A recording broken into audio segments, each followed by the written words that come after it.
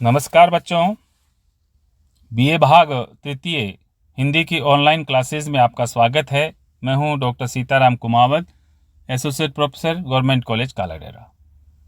BA भाग तृतीय के जो द्वितीय प्रश्न पत्र है वो गद्य साहित्य का है। जो गद्य साहित्य में जो एक उपन्यास है आपका निर्मला प्रेमचंद द्वारा लिखा हुआ, उसको पढ़ना है, जिसकी समीक्षा आपको मैंने पहले बता दी है। एक जो किताब है वो है निबंधों की, जिसमें विभिन्न जो निबंध हैं, निबंधकार हैं, उनका परिचय है, निबंधों के बारे में चर्चा है। तो इससे पहले जो अपने जो निबंध पढ़े हैं, अब इस क्रम में जो है आज हम आचार्य रामचंद्र शुक्ल का जो निबंध है क्रोध, उसके बारे में चर्चा करेंगे। देखिए, इनका जो निबंध है क्रोध, ये मनोभाव होता है, एक तरह का मनोभाव पे लिखते हैं ये। जैसे इन्होंने जो लिखा है तो लज्जा और जो है प्रेम और लज्जा, ये मनोभाव हैं, उन पे लिखा है। तो क्रोध निबंध में इन्होंने क्या लिखा है, इसकी हम चर्चा करेंगे।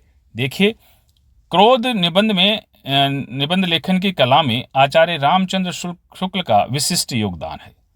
मनोविकार संबंधी उनके निबंध नागरी प्रचारणी पत्रिका में प्रकाशित हुए हैं।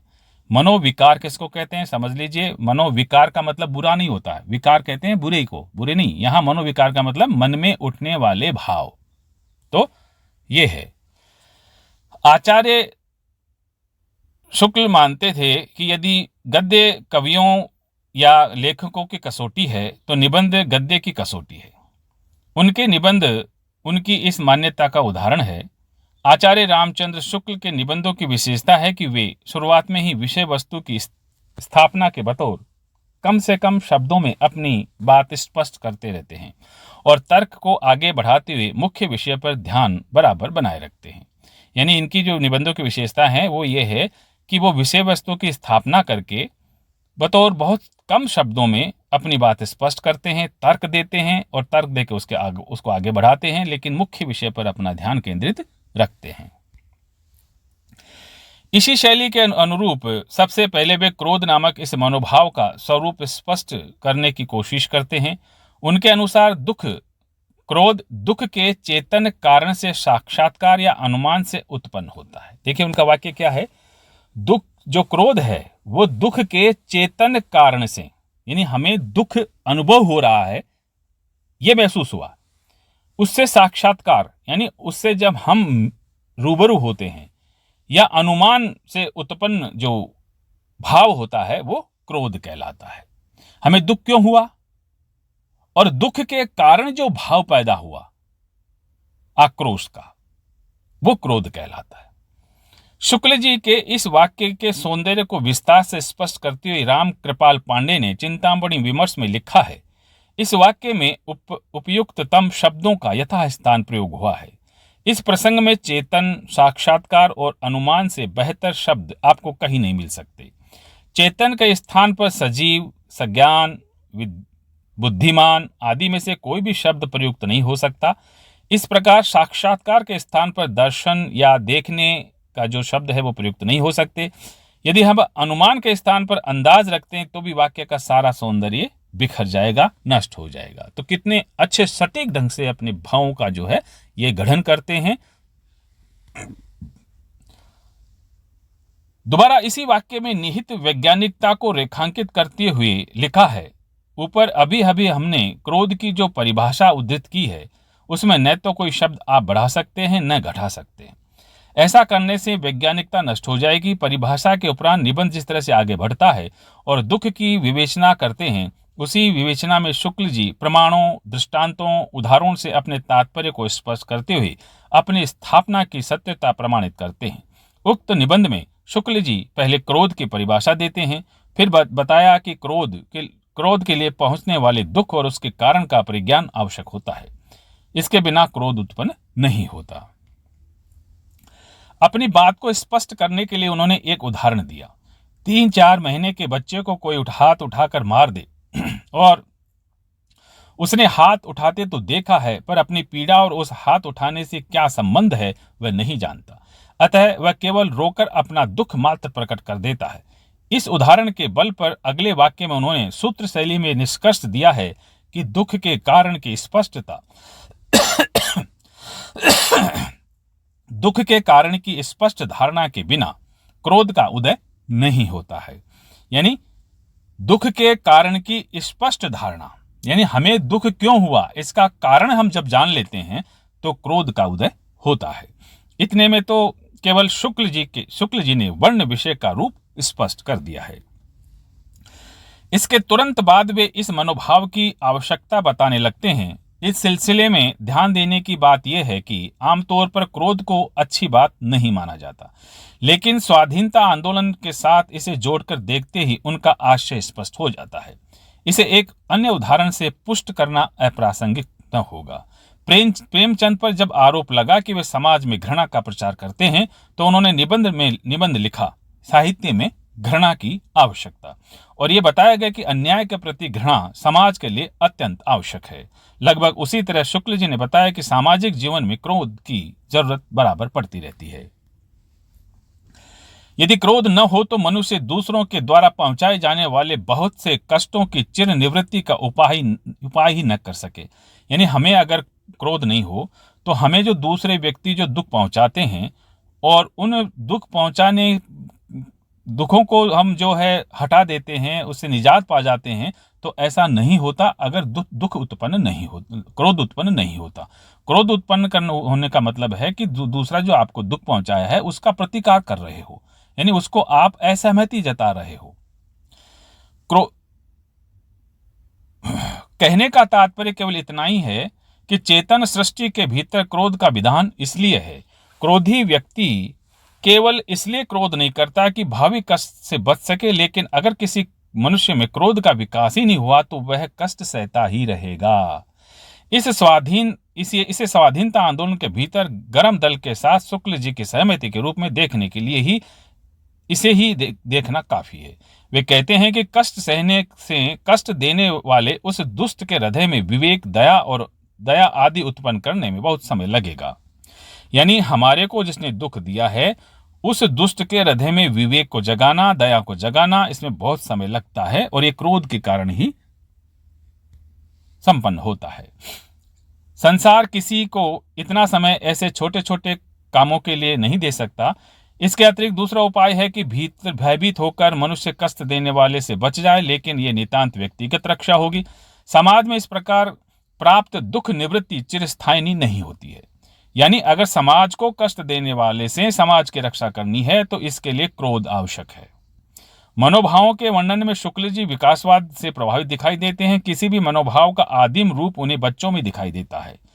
उसके बाद उम्र बढ़ने पर मनुष्य के सामाजिक परिचय का जब विस्तार होता है तब उसी मनोभाव के ज्यादा जटिल रूप प्रकट होने लगते हैं।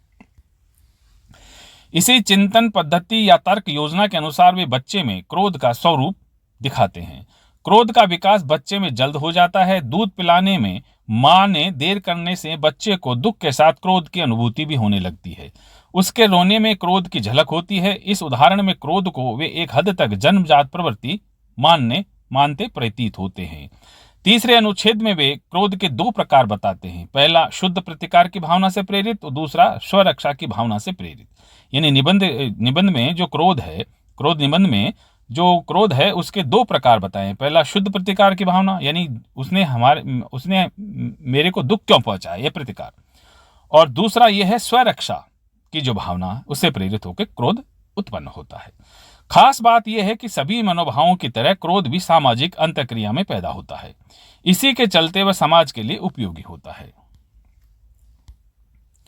मान लीजिए जिसने हमें कष्ट दिया उसके द्वारा मिलने की कोई संभावना नहीं, उसके दोबारा मिलने की कोई संभावना नहीं है, तो उस पर हमारा क्रोध शुद्ध प्रतिकार होगा। लेकिन इससे जिसने कष्ट दिया उसे यह शिक्षा मिल जाती है कि दूसरे किसी को वैसा ही कष्ट देने की कोशिश न करें।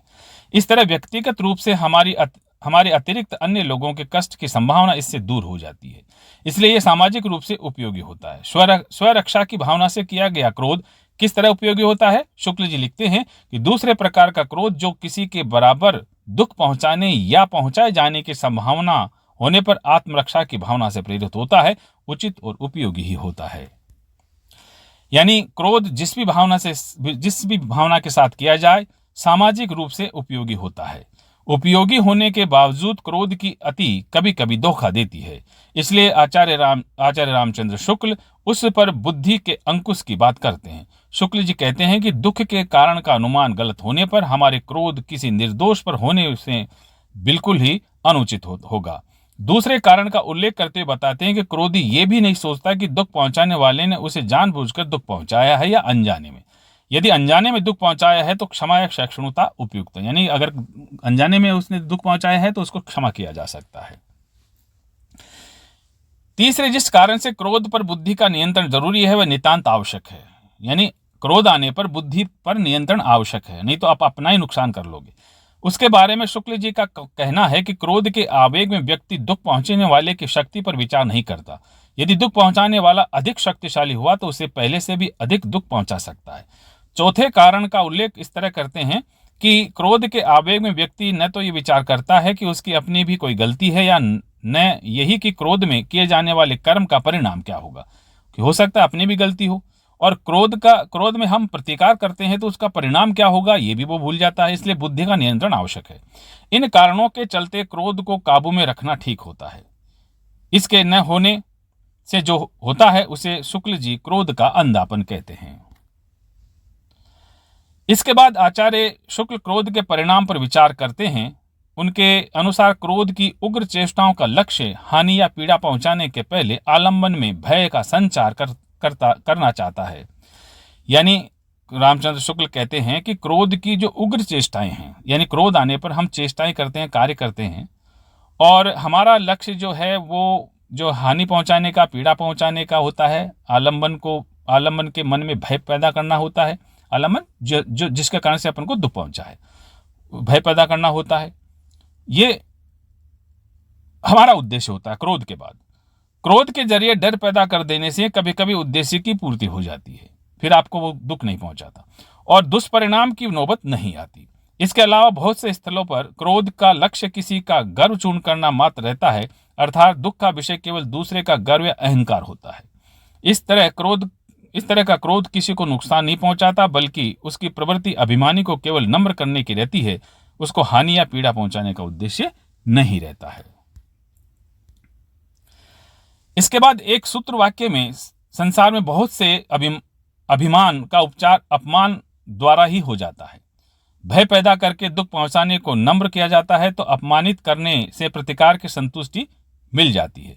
इसके बाद वे क्रोध के एक ऐसे इस्तेमाल के बारे में बताते हैं जिसकी पहचान के लिए सूक्ष्म मनोवैज्ञानिक अंतर्दृष्टि की जरूरत होती है। ऐसा देखा गया है कि क्रोध में कभी कभी लोग अपना सिर पटक लेते हैं। जब किसी को क्रोध में अपना ही सिर पटकते या अंग भंग करते देखें तो समझ लेना चाहिए कि उसका क्रोध ऐसे व्यक्ति के ऊपर है जिसे उसके सर पटकने की परवाह है, अर्थात जिसे उसका सर फटने से उस समय नहीं तो आगे चलकर दुख अवश्य पहुंचेगा। तो ये रामचंद्र शुक्ल के द्वारा लिखा हुआ जो निबंध है उसकी समीक्षा और सार था। ये पहला भाग है। दूसरा भाग इसी निबंध का मैं आगे की वीडियो में प्रस्तुत करूंगा। तब तक के लिए धन्यवाद। नमस्ते।